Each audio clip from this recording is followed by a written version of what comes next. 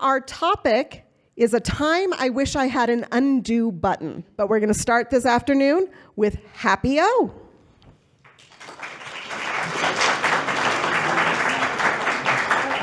As a teenager, mosquitoes either loved me or hated me, depending on your perspective. I was one of those people that had the unsavory habit of killing any mosquito that buzzed my head, slapping or clapping it. I'd even jump up to delicately smash a mosquito on someone's forehead. It felt oddly satisfying. At summer camp, beside a woodsy lake in Michigan, the between galaxies of fireflies blinking in the night, we would gather to sing vespers on a giant dock that was below the Milky Way. On other nights, we would dance, square dancing, line dancing, beside a giant red barn.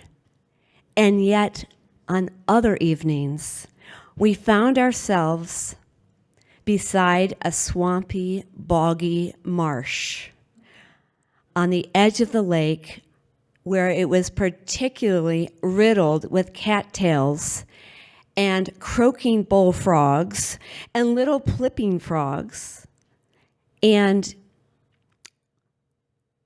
mosquitoes. One evening, around the bonfire while we were singing campfire songs, I must have killed nearly a swarm of mosquitoes. And when I returned back to the cabin, the A-frame went upstairs on the ladder because I was the camp counselor, so lived up in the hot, sticky triangle tip attic. By the dim light of my flashlight, I noticed that there were ruddy welts the size of strawberries all over my limbs that itched with such intensity that I was up for hours that night. Now, this was not the first time that this had happened. This pain was so intense, it was percolating like electricity up and down my spine.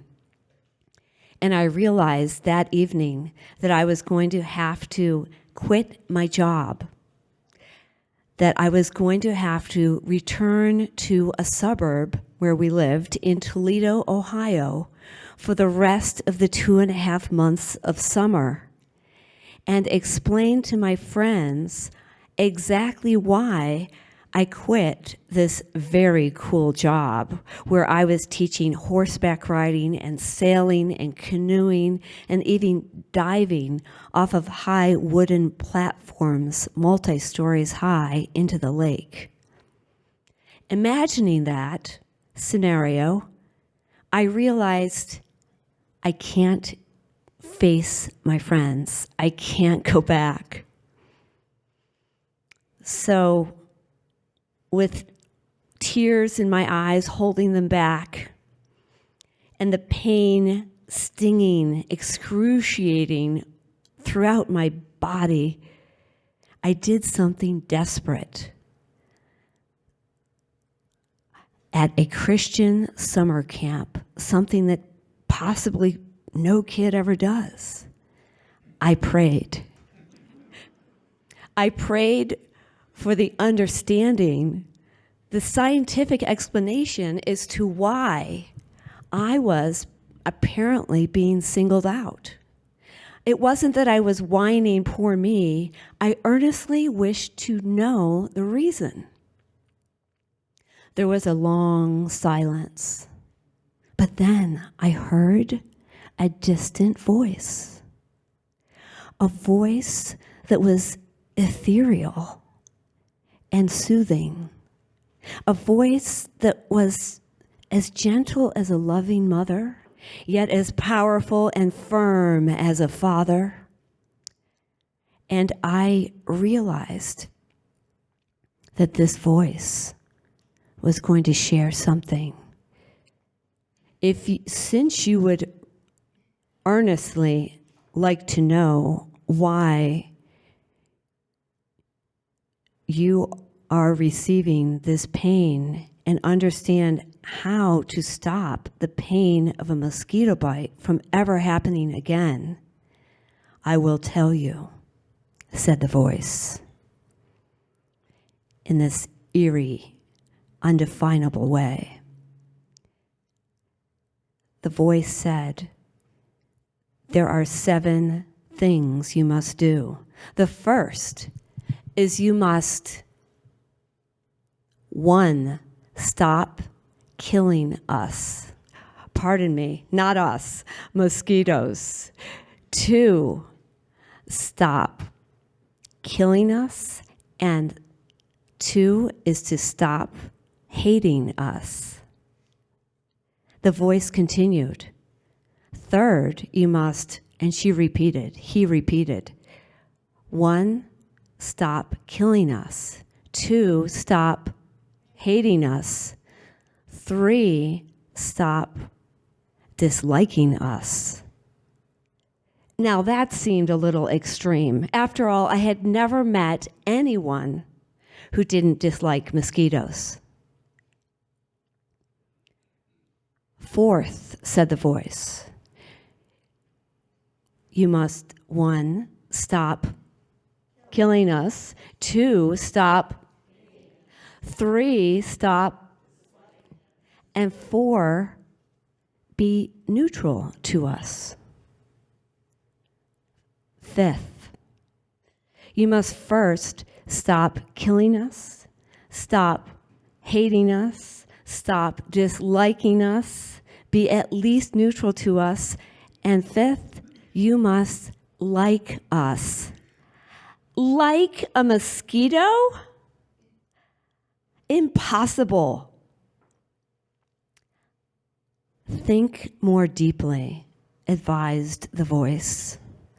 Try to find something that you appreciate or admire about us, about a mosquito. Believe it or not, as ridiculous as it sounds, the next morning, I did find something that I appreciated about mosquitoes. Even though they draw a drop or 2 of blood, what I found out was that they are environmentally sensitive, that they don't destroy the earth or disrupt the earth very much at all. 6, continued the mosquito, advising, spiritual, mysterious voice, you must remember these. 1, stop killing us. 2, stop. 3, stop. 4, be neutral to us. 5, like us. And 6, you must love mosquitoes. Impossible. That's ridiculous, I thought. But before I could protest, the voice continued and said, and the 7th is that after you abide by all those 6, you must also tell the story at any opportunity. About 5 years later,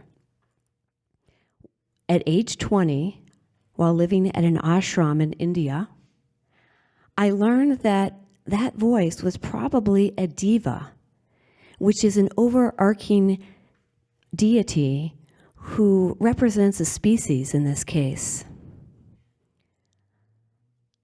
I found it interesting, and it compelled me to think more deeply about it. And I realized that almost everybody has a mosquito, and that you likely do too. Now, that mosquito may not be an insect.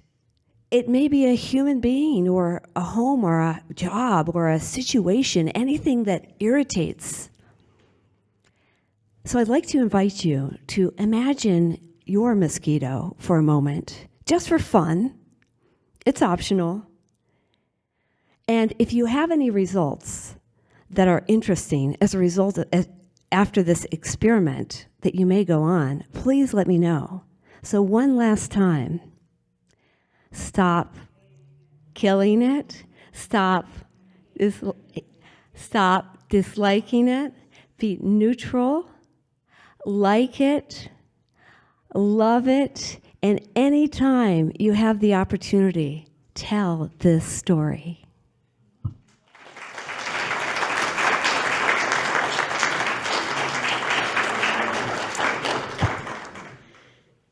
So that was Happy Oasis. A little bit about her. When she was 16 years old, she won a scholarship to study adventure anthropology at Hobart College in Tasmania. She has visited approximately 1/3 of the countries on this planet. She has learned and forgotten several languages and is currently learning Italian for her next trip.